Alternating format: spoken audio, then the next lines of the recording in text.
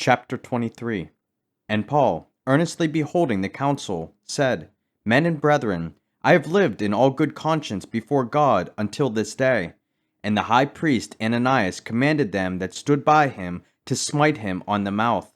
Then said Paul unto him, God shall smite thee, thou whited wall. For sittest thou to judge me after the law, and commandest me to be smitten contrary to the law?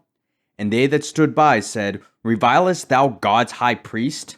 Then said Paul, I wist not, brethren, that he was the high priest, for it is written, Thou shalt not speak evil of the ruler of thy people. But when Paul perceived that the one part were Sadducees, and the other Pharisees, he cried out in the council, Men and brethren, I am a Pharisee, the son of a Pharisee. Of the hope and resurrection of the dead I am called in question. And when he had so said, there arose a dissension between the Pharisees and the Sadducees, and the multitude was divided. For the Sadducees say that there is no resurrection, neither angel nor spirit, but the Pharisees confess both. And there arose a great cry, and the scribes that were of the Pharisees' part arose, and strove, saying, We find no evil in this man, but if a spirit or an angel hath spoken to him, let us not fight against God. And when there arose a great dissension, the chief captain, fearing lest Paul should have been pulled in pieces of them, commanded the soldiers to go down, and to take him by force from among them, and to bring him into the castle. And the night following the Lord stood by him, and said, Be of good cheer, Paul, for as thou hast testified of me in Jerusalem, so must thou bear witness also at Rome. And when it was day, certain of the Jews banded together, and bound themselves under a curse, saying that they would neither eat nor drink till they had killed Paul. And they were more than 40 which had made this conspiracy. And they came to the chief priests and elders, and said, We have bound ourselves under a great curse, that we will eat nothing until we have slain Paul. Now therefore ye with the council signify to the chief captain, that he bring him down unto you tomorrow, as though ye would inquire something more perfectly concerning him, and we, or ever he come near, are ready to kill him. And when Paul's sister's son heard of their lying in wait, he went and entered into the castle, and told Paul. Then Paul called one of the centurions unto him, and said, Bring this young man unto the chief captain, for he hath a certain thing to tell him. So he took him, and brought him to the chief captain, and said, Paul the prisoner called me unto him, and prayed me to bring this young man unto thee, who hath something to say unto thee. Then the chief captain took him by the hand, and went with him aside privately, and asked him, What is that thou hast to tell me?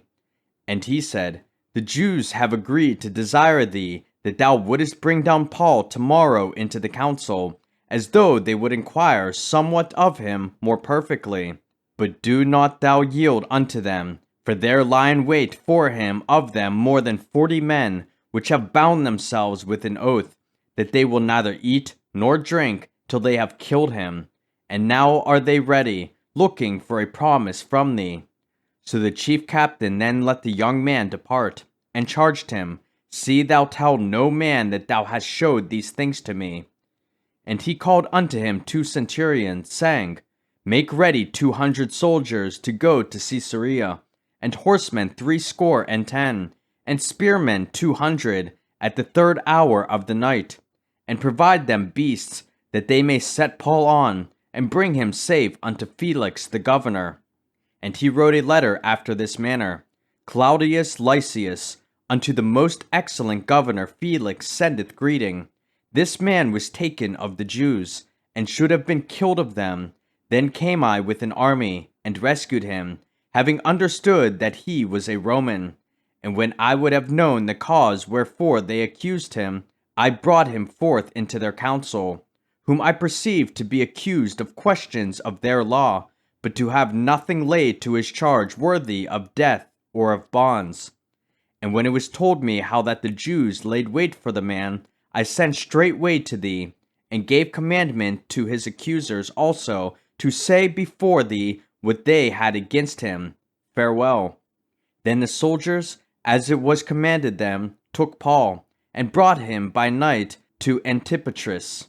On the morrow they left the horsemen to go with him, and returned to the castle, who, when they came to Caesarea, and delivered the epistle to the governor, presented Paul also before him. And when the governor had read the letter, he asked of what province he was. And when he understood that he was of Cilicia, I will hear thee, said he, when thine accusers are also come.